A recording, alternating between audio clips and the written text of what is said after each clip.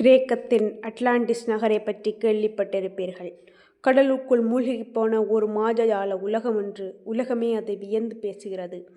ஆனால் அதைவிட பழமையான ரோமானியர்களும் எகிப்தியர்களும் பிரமித்து பார்த்த ஒரு பிரம்மாண்டமான சோழர்களின் துறைமுக நகரம் நம் தமிழ்நாட்டில் வங்கக்கடலின் அடியாழத்தில் அமைதியாக தூங்கிக் கொண்டிருக்கிறது என்று சொன்னால் நம்ப முடிகிறதா?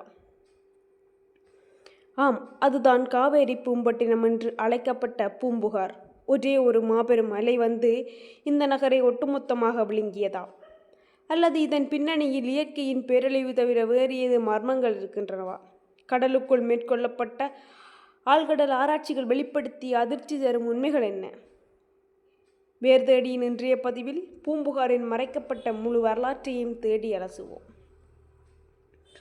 சுமார் 2000 முதல் 15,000 ஆண்டுகளுக்கு முன்பே உலகின் பல பகுதிகள் நாகரிகமே அடையாத காலத்தில் பூம்புகார் ஒரு சர்வதேச வர்த்தக மையமாக திகழ்ந்தது. காவிரியாறு கடலோடு கலக்கும் முகத்துவாரத்தில் அமைந்திருந்ததால் இதற்கு காவேரி பூம்பட்டினம் என்ற பெயரும் உண்டு. இந்த நகரத்தின் கட்டமைப்பு அன்றைய காலகட்டத்திலேயே உலகை வியக்க வைத்தது. பூம்புகார் 2 முக்கிய பிரிவுகளாக பிரிக்கப்பட்டிருந்தது. ஒன்று மருவூர் பாக்கம். இது கடற்கரை ஒட்டிய வணிக நகரம். இங்கு வெளிநாட்டு வணிகர்கள், தச்சர்கள், பொற்கொள்ளர்கள், நெசவாளர்கள் மற்றும் மீன்பிடி தொழிலாளர்கள் வாழ்ந்தார்கள். இன்னொன்று பட்டினப்பாக்கம். அது அரச குடும்பத்தினர், உயர் அதிகாரிகள், தளபதிகள் மற்றும் செல்வந்தர்கள் வாழ்ந்த உள்நாட்டு நகரம். இந்த 2 நகரங்களுக்கும் இடையே நங்காளி என்ற பெரிய சதுக்கம் இருந்தது. இங்கு இரவிலும் பகலிலும் இடைவிடாது வணிகம் நடந்ததால் பூம்புகார் தூங்கா நகரம் என்று அழைக்கப்பட்டது. உயரமான கோபுரங்களின் உச்சியில் பெரிய நெய் விளக்குகள் ஏற்றி வெளிநாட்டு கப்பல்களுக்கு வழிகாட்டிய கலங்கரை விளக்கங்கள் இங்கே இருந்தன.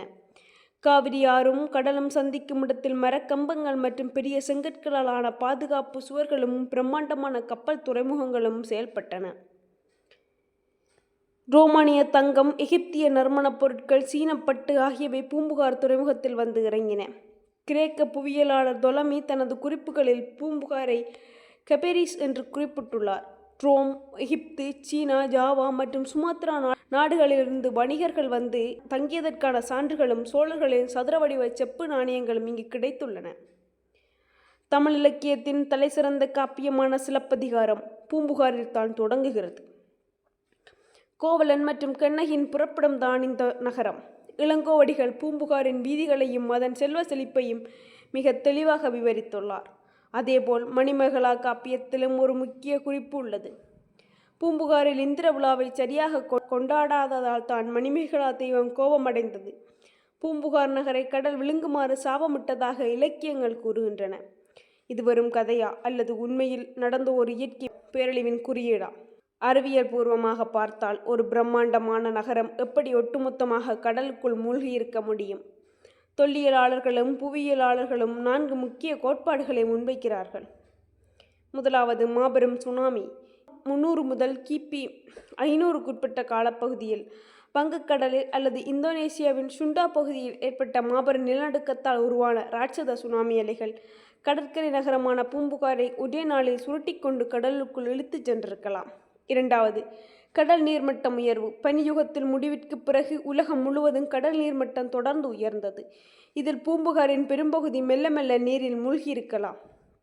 மூன்றாவது, காவிரியின் பாதை மாற்றம். காவிரியாறு தன் போக்கை மாற்றி ஓட்டியதால் நகரத்திற்கு வந்த நன்னீர் வரத்து நின்றபடியால் படிமங்கள் படிந்து துறைமுகம் பயனற்று போயிருக்கலாம்.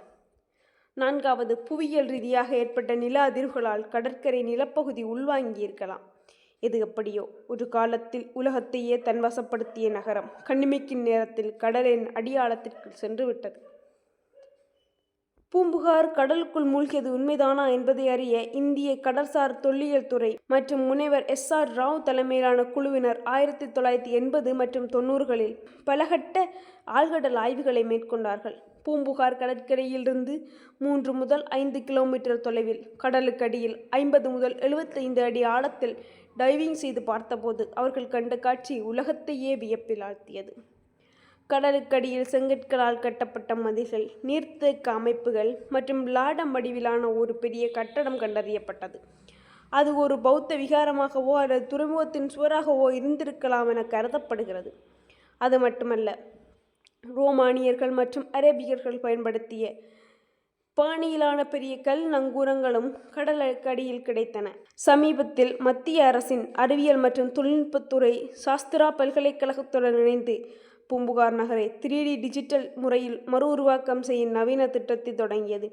செயற்கைக்கோள்கள் மற்றும் வரைபடங்கள் சேனார் தொழில்நுட்பம் மூலம் ஆய்வு செய்தபோது தற்போதைய பூம்புகார் கடற்கரையிலிருந்து கடலுக்குள் சுமார் 40 கிலோமீட்டர் தொலைவு வரை பழமையான நதிப்படுகைகளும் மூழ்கிய நிலப்பகுதிகளும் இருப்பது தெரிய வந்தது. சில ஆய்வாளர்கள் இந்த ஆதிநகரம் 15,000 ஆண்டுகள் கிமு 1300 வரை பழமையானதாக இருக்கலாம் என்று கூறுகிறார்கள். இது உண்மையென்றால் மனித குலத்தின் மிக பழமையான நாகரிகங்களில் முதன்மையானது நம் தமிழ் நாகரிகம்தான். கடலின் அடியில் தூங்கும் பூம்புகாரின் ஒவ்வொரு செங்கலும் தமிழரின் கடல் வணிகத்திற்கும் கட்டிடக்கலைக்கும் என்றும் அழியாத சான்று. கடல் அலைகள் நகரை அழித்திருக்கலாம், ஆனால் தமிழரின் வரலாறு எவராலும் அழிக்க முடியாது. பூம்புகாரின் இந்த மறைக்கப்பட்ட வரலாறு பற்றிய உங்கள் கருத்துக்களை கூறுங்கள். இந்த வீடியோ பிடித்திருந்தால் மறக்காமல் லைக் செய்யுங்கள். இது போன்ற பல சுவாரஸ்யமான தேடல்களுக்கு வேர்தேடி சேனலை சப்ஸ்கிரைப் செய்யுங்கள். அடுத்து ஒரு வரலாற்று பயணத்தில் சந்திப்போம். நன்றி.